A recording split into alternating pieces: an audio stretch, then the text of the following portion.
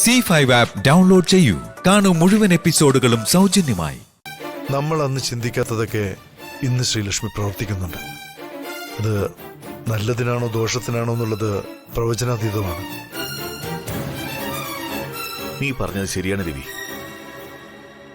ഈ യാത്ര നല്ലതിന് തന്നെയാവും. ഒന്നുമില്ലെങ്കിലും പോകുന്നത് ക്ഷേത്രത്തിലേക്കല്ലേ. അതാണ് ആകെയുള്ള ആശ്വാസം.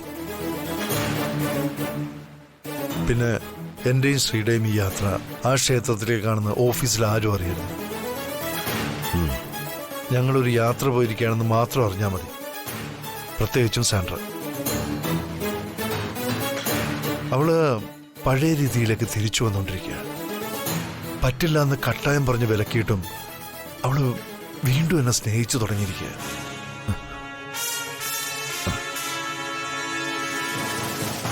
അറിവില്ലാത്തോണ്ട് ചെയ്യുന്നതാണ്. പക്ഷേ ഇന്നലെ അവൾ കാണിച്ചതൊക്കെ ഒരുതരം വിഭ്രാന്തി പോലെ എനിക്ക് തോന്നിയത്.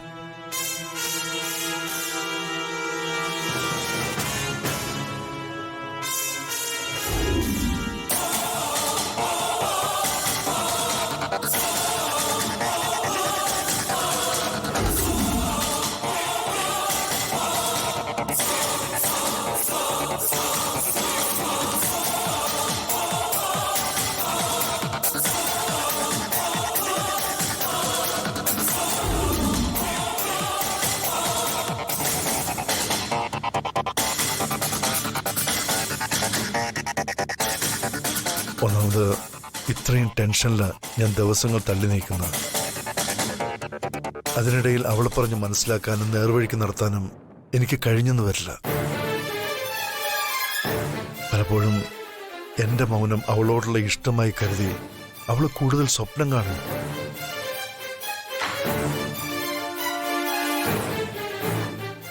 പഴയ പോലൊരു ത്രികോണക്കളിക്ക് പറ്റിയ സിറ്റുവേഷൻ അല്ല ഇപ്പോഴെന്ന് അവൾ പലപ്പോഴും മനസ്സിലാക്കുന്നില്ല. നീ അത് ഓർത്ത് ഭയക്കണ്ട രവി. ഞാൻ പറഞ്ഞാൽ തീരുന്നൊരു പ്രശ്നമേ ഉള്ളൂ. ഞാൻ പറഞ്ഞ് മനസ്സിലാക്കിക്കൊള്ളാം. ഞാൻ പറഞ്ഞ സാന്ദ്ര മാഡത്തിന് മനസ്സിലാവും. അല്ല, നീ നേരെ പോകുന്നത് ക്ഷേത്രത്തിലേക്കാണോ? അല്ല രാജാറാം,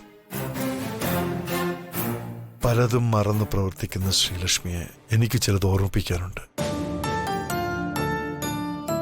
ആദ്യം പോകുന്നത് ഇതൊക്കെ തുടങ്ങിയ ഒരു സ്ഥലത്തേക്കാണ്. പലരും മറന്നുപോയ സ്ഥലത്തേക്ക്.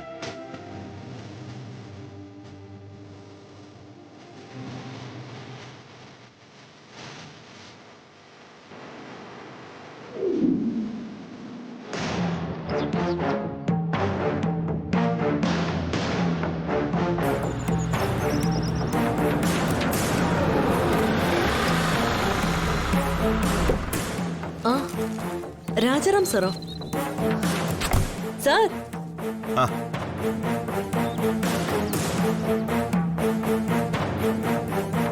സാറെന്താ രാവിലെ തന്നെ?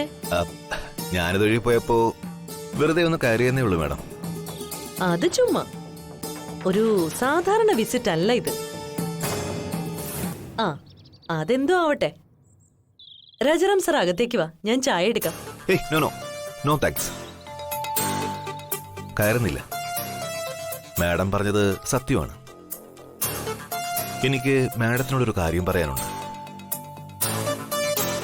അൺഒഫീഷ്യൽ ആയതുകൊണ്ടാ ഓഫീസിലേക്ക് പോകുന്നതിന് മുമ്പേ ഞാൻ ഇങ്ങോട്ട് വന്നത്.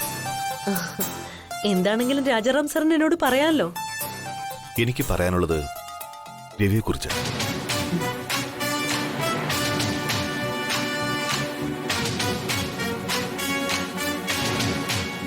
ചിലപ്പോഴൊക്കെ മാഡം അതിര് കടക്കുന്നുണ്ടോ എന്ന് ഒരു സംശയം പറഞ്ഞു രവി. ഓഹോ, അപ്പൊ എല്ലാം വിശദീകരിച്ച് തന്നു രാജാറാം സാറിന്. അങ്ങനെ പുറത്തു പറയാതിരിക്കാൻ രഹസ്യമാക്കി വെക്കേണ്ട ഒരു കാര്യമായിരുന്നു അത്. അതെ,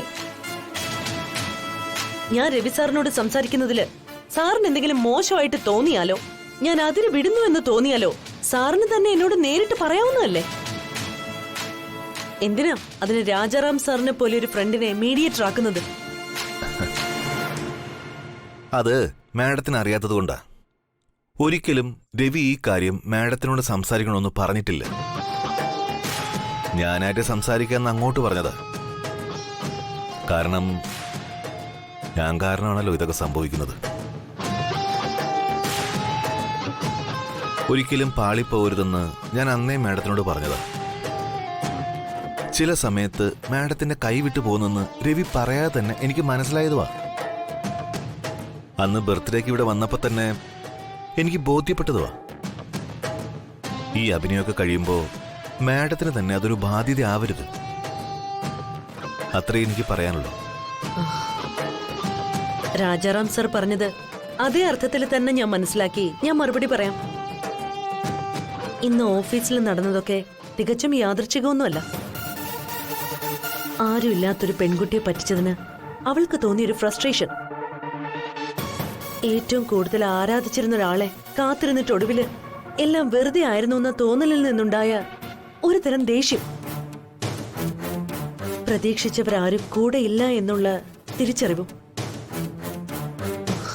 എല്ലാം കൂടി ആലോചിച്ചപ്പോ കയ്യിൽ നിന്നില്ല രാജാറാം സർ.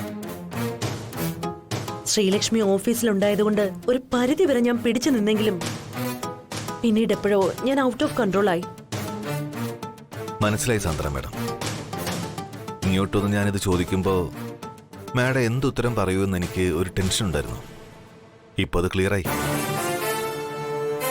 ഇനി നിന്നാ നമ്മൾ രണ്ടാളും ഓഫീസിലെത്താൻ ലേറ്റ് ആവും. ഞാൻ ഇറങ്ങുക. മാഡവും പോയി ഫ്രഷ് ആയിട്ട് വേഗം ഓഫീസിലേക്ക് വാ. ശരി.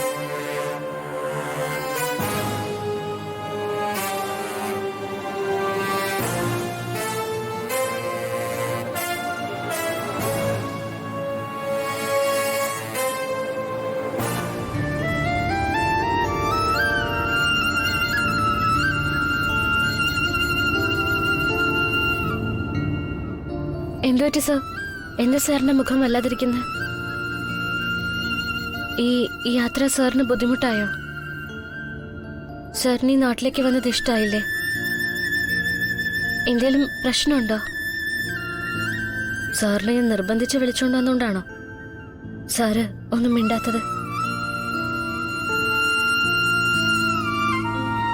Sir, sorry sir. Sreelakshmi, sorry. ഞാൻ മറ്റെന്തൊക്കെയോ ചിന്തിച്ചിരിക്കുകയായിരുന്നു. താൻ എന്തൊക്കെയാ പറയുന്നത്? തന്നോടൊപ്പം വരാൻ ഇഷ്ടമുള്ളതുകൊണ്ടല്ലേ താൻ ഈ ക്ഷേത്രത്തിലേക്ക് വരാന്ന് പറഞ്ഞപ്പോ ഞാൻ എതിരൊന്നും പറയായിരുന്നു.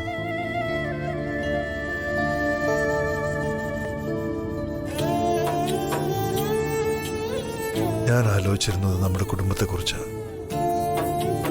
ഒരു ഉറുമ്പിന് പോലും ഉപദ്രവമുണ്ടാകരുതെന്ന് ചിന്തിക്കുന്ന നമ്മളുടെ കുടുംബത്തിന് എന്തൊക്കെ സാഹചര്യങ്ങൾ ഫേസ് ചെയ്യേണ്ടി വരുന്ന I was thinking about that, Sreelakshmi. Download ചെയ്യൂ C5 ആപ്പ്. കാണൂ എല്ലാ എപ്പിസോഡുകളും സൗജന്യമായി.